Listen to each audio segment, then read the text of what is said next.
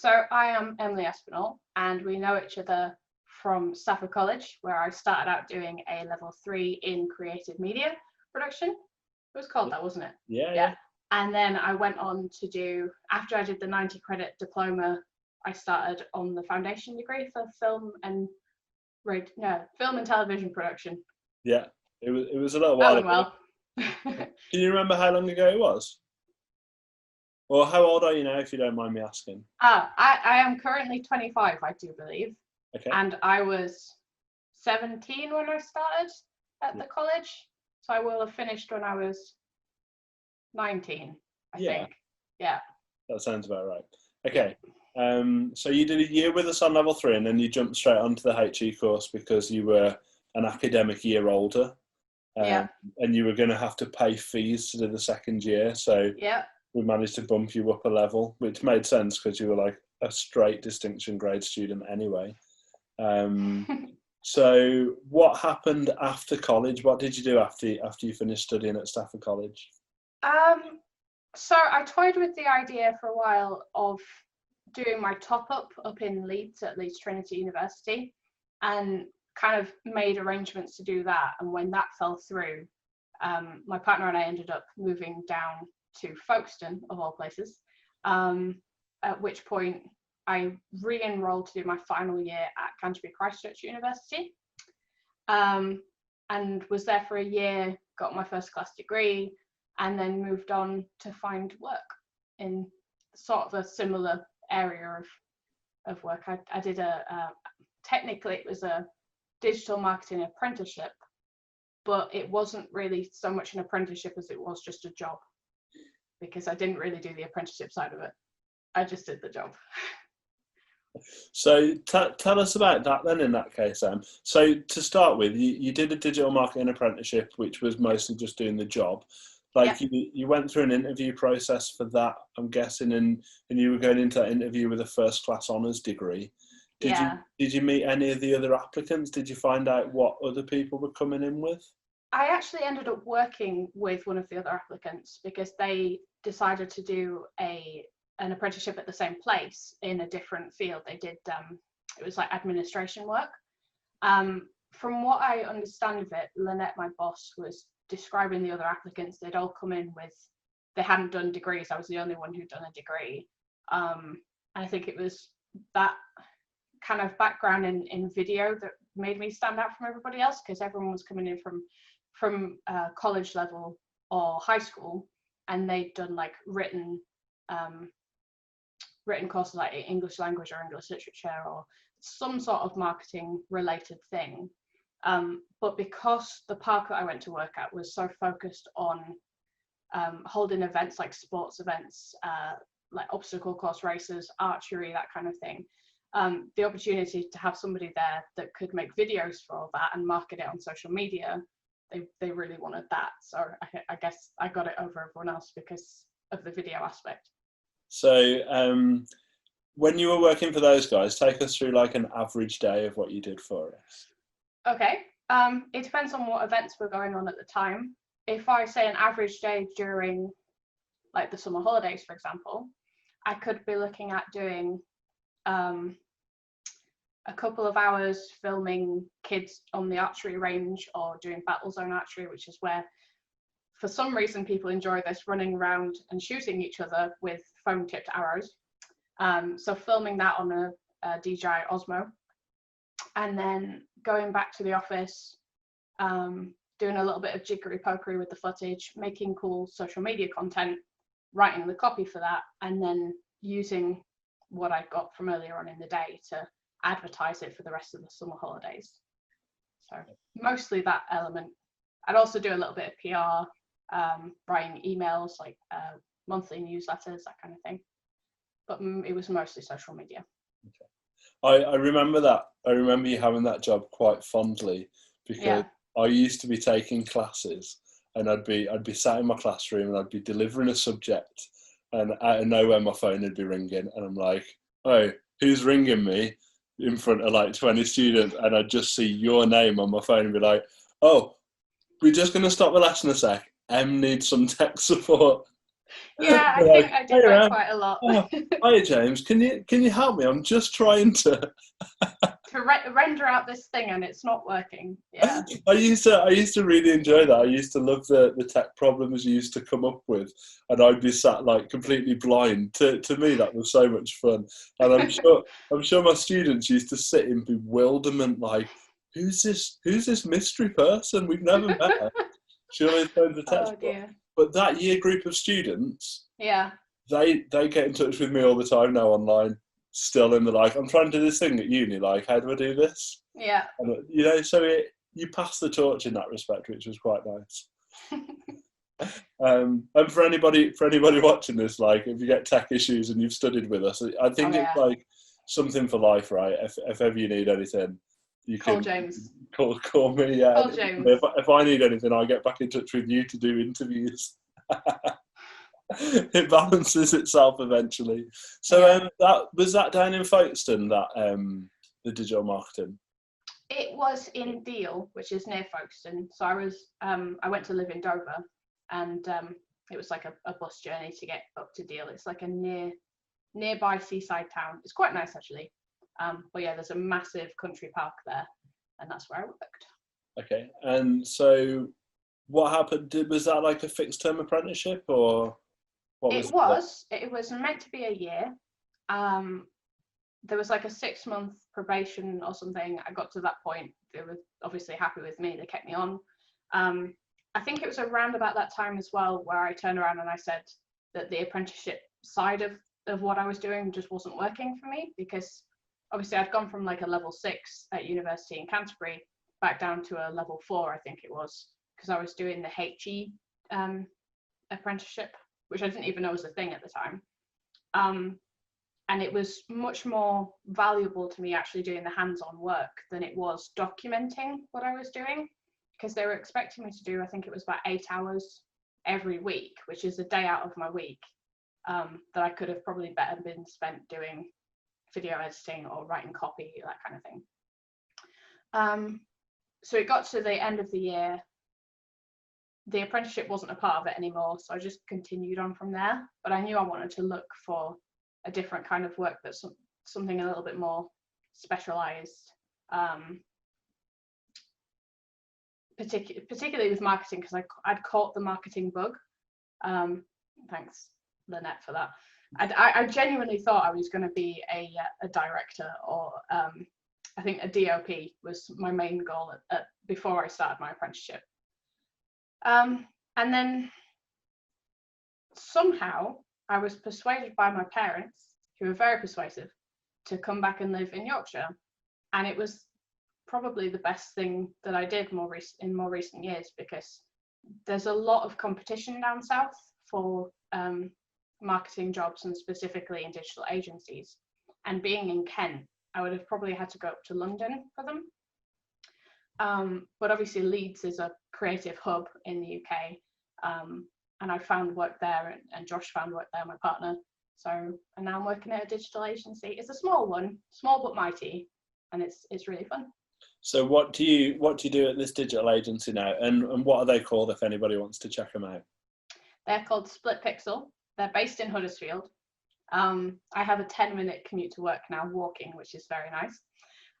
But they, in my average day, I'm writing copy for different clients. So rather than just being in-house focused on Betsanger Park, I'm at an agency focused on lots of different clients, doing lots of different things.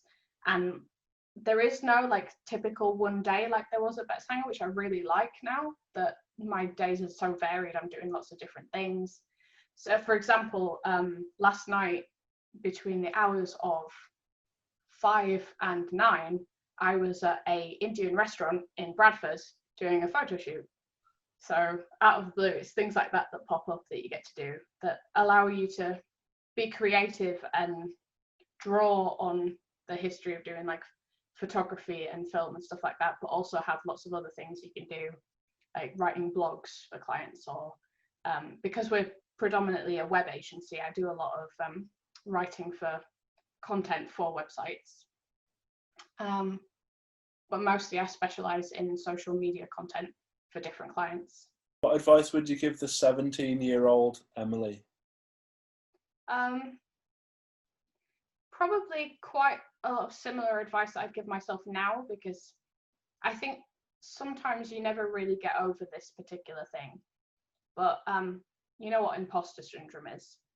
The idea that you're never quite good enough, or somehow you've got to the position that you're in and you're not sure how you've got there. I think that because I had quite a rough patch in my teens where I didn't know what I was meant to be doing or what I wanted to do, and I sort of fell into video production as a hobby and then started doing it at a degree level, somehow got a first class. But I didn't add up stuff in my head to say, well, I actually did a lot of hard work to get that first class, or because I did a lot of hard work, I got my job at SplitPixel. Like, it doesn't always necessarily add up in my head, and I have to sit down and really think about it to justify why I'm where I am. And I guess I would like to tell my past self to stop doubting your abilities, because you're actually quite good. But I also can understand, even now, I sometimes need to remind myself of that. So it's not something you can just get over, but it is something to keep in mind. If ever you feel like you're not good enough, you actually are, and you're not giving yourself enough credit. So yeah, that's a great bit of advice. I think probably for everybody watching this as well. I think a lot of people come into like a sort of teenage age. A lot of people come into media courses, and the one side of the spectrum, they're either on the side where they're like so overwhelmingly confident and I make films and I'm going to work in film and I'm amazing. Yeah. Or completely the other side of the spectrum where people kind of go, oh, I quite like media because I can kind of do it and I think I'm all right at it, but I'm kind of suck at other things. And that's so rarely true. Yeah. You know. Well, it's a Dunning-Kruger effect, isn't it? That's what it's called. Like, where you go through stages of, am I good enough? Like, sometimes you get to a point where you're too confident. I don't think I'm at that point yet, where I don't think I can learn anything else, which is a good place to be. Like, I like being open-minded to learning new things. So. Yeah, Ace, I'm so proud of what you've done with your life so far. Like, I really am. No, you're gonna make me blush. It's all right. It'll disappear into the background. It's fine. You'll just look like the T-Rex got you. Yeah. Oh, no. Like for where you were when you started with us at 17, like, and you jumped at the chance of doing that foundation degree, and you absolutely smashed it. And then I remember you were looking at Leeds, and then I remember you saying, oh, I'm gonna go Canterbury, but I'm not sure I can get in there. And it's interesting what you say about doubting yourself, because I picked up the phone and phoned the course leader at Canterbury, and I was so nervous myself as your tutor. I picked up the phone and dialed the number 5 times and hung up every time. Like, no, I'm not ready for this. I'm not in the right space. And then eventually I phoned through. And what was really strange was I've had dealings with no end of universities, and every dealing I've had, it's like, oh, you work at a college, and it's quite a dismissive thing. But the guys down at Canterbury were so respectful. And that was like, oh, I just spoke to a university professor who was really, really grateful for the phone call. That gave me a bit of a confidence boost at the time, which was the moment I was like, you're going to get on just fine. I think you spoke to a guy called Alex.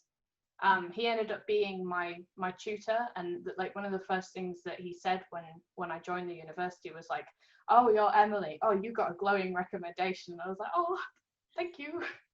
So yeah, it definitely helped get me on the right foot when I joined the uni, because it was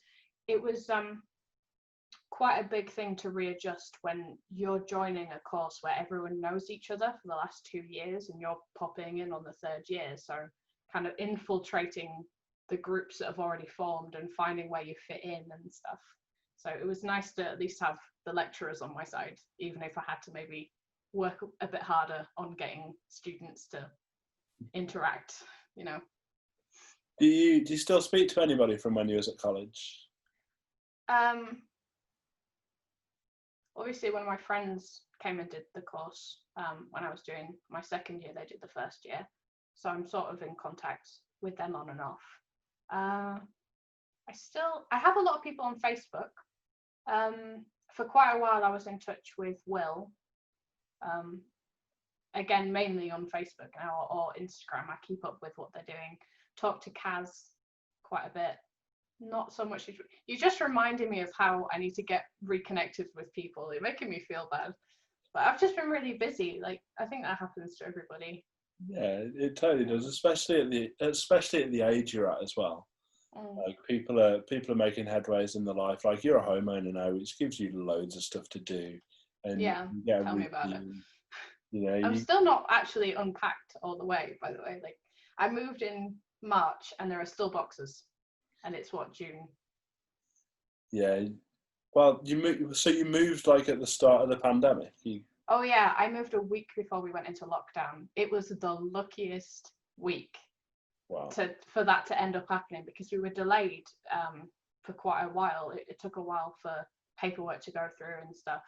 So, and the alternative was, if I wasn't in my own house by that point, Josh and I would have still been living with my parents temporarily. So very, very, very lucky. Yeah, it's a good break. Last question, Em, that I'm going to ask you. Yep. What's next for you? Do you see yourself at SplitPixel for a while in your career, or have you got sort of drive or aspirations to progress elsewhere? What's your thoughts? So I'm quite excited about the prospect of continuing working with SplitPixel, because the one thing that really came across when they interviewed me was that there was opportunity to become more video focused and still multimedia, but have more of a focus on like photography and film, that kind of thing. And they said that if I can hold my own, because the agency I work at is very much like manage yourself, organize things for yourself. You don't expect to have your hand held. A lot of what I do is based on my own ideas. I have a lot of creative control, which I really like. But from that, they suggested that if I can sell videos to people as part of like a marketing package, then there's no reason why I can't be looking at, in a couple of years' time, being the head of a video department there. Wow. So that would be pretty cool if I can manage that. And it's going well so far. I have done quite a lot of video for different clients, and I'm building on that. So hopefully when we've got more in the portfolio, we can push it more. But long term, I think I would quite like to run my own digital agency that's got more of a marketing focus, move away from the web stuff a little bit. And yeah, focus primarily, having like a marketing agency that's very focused on social media content, of the stuff that works, that has video as the cornerstone of the strategy, that kind of thing. And as you know quite well, I'm quite self-driven and independent and bossy to a degree, so being the boss of that would be pretty cool. So if you're a student watching this in 2023 and you're thinking about starting college next year, then we'll maybe tap Emily up some work experience for you. Yeah, maybe. And jump on a train up north. It's nice up here. It is nice up here. People are friendly. That's one thing that I appreciate up north compared to when I was down south. People are so much friendlier. So it's the Yorkshire spirit. Wonderful. Thank you so much for doing this interview with us today. No problem. I'm sure the insight into your life and into your work will help no end of people finding this video. So thank you so much. Okay. Sorry. And we'll speak soon. I hope you enjoyed that careers talk and that it's opened your eyes to another career in this vast industry. There's more talks on our channel and we're adding to them all the time. So whilst you're here, why not hit the subscribe button? And don't forget to like this video. We'll see you soon.